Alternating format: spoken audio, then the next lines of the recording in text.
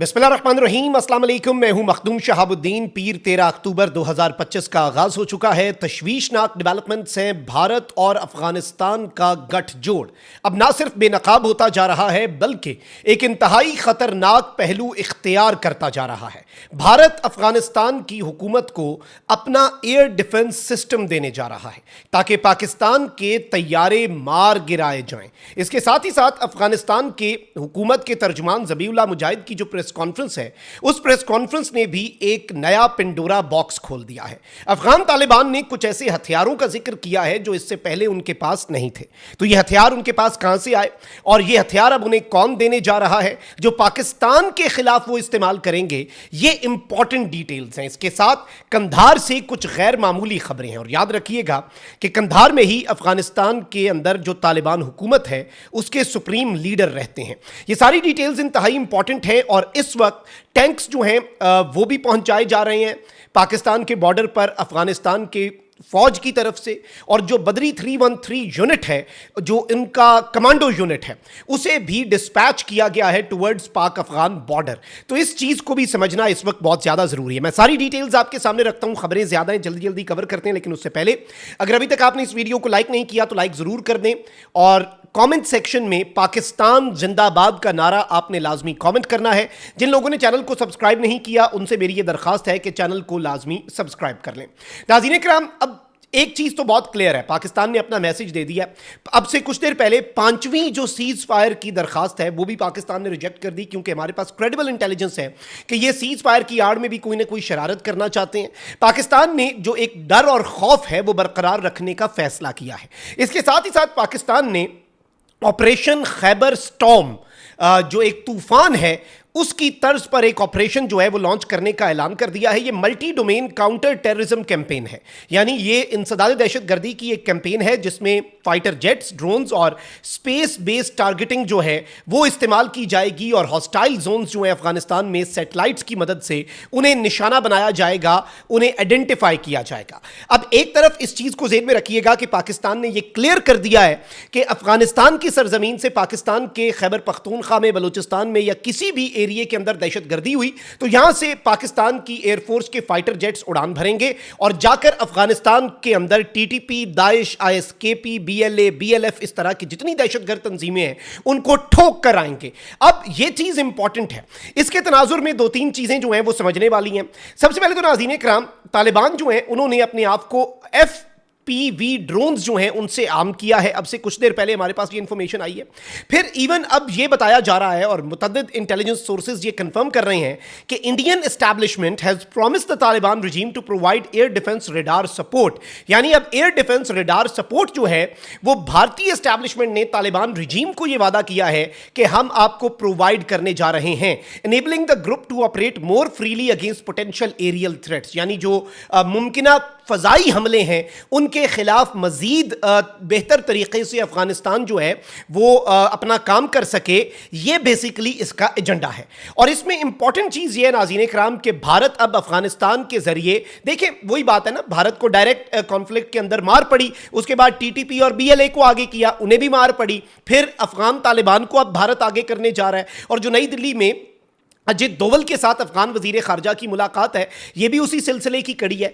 अब नाज़रीन इकराम, जो हमारे इंटेलिजेंस सोर्सेज ये कह रहे हैं कि इंडियन एस्टैब्लिशमेंट ने अफगान तालिबान से ये प्रॉमिस किया है कि हम आपको ये तमाम तर चीज़ें प्रोवाइड करेंगे, एरियल आपका जो डिफेंस है उसे बेहतर बनाएंगे। अब उसके साथ दूसरी चीज़ को आप कनेक्ट करें और वो अफगान हुकूमत के तर्जुमान ज़बीउल्लाह मुजाहिद की जो प्रेस कॉन्फ्रेंस है उसका एक हिस्सा जो इग्नोर हो गया वो है। वो क्या नाज़रीन इकराम, तालिबान ने यह कहा है कि they possess weapon to target Pakistani aircraft and military assets. अब अफगान तालिबान ने यह कहा है कि हमारे पास ऐसे हथियार हैं कि पाकिस्तान के फाइटर जेट्स को और पाकिस्तान के मिलिट्री यूनिट्स जो हैं उन्हें हम निशाना बना सकें।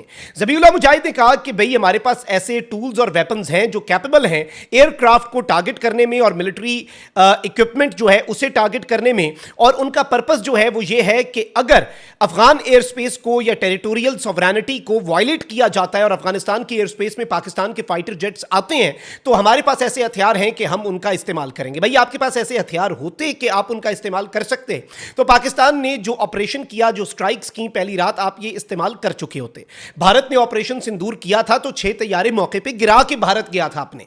अब इस सारी सूरत हाल में तशवीशनाक बात यह है कि ज़बीउल्लाह मुजाहिद ने कोई डिटेल ऐसे हथियारों की नहीं दी, ना ही उनके नंबर्स बताए, लेकिन उन्होंने ये कहा कि भाई हम अफगानिस्तान की एयर स्पेस जो है वो प्रोटेक्ट करेंगे, हम अफगानिस्तान की एयर स्पेस को महफूज बनाएंगे।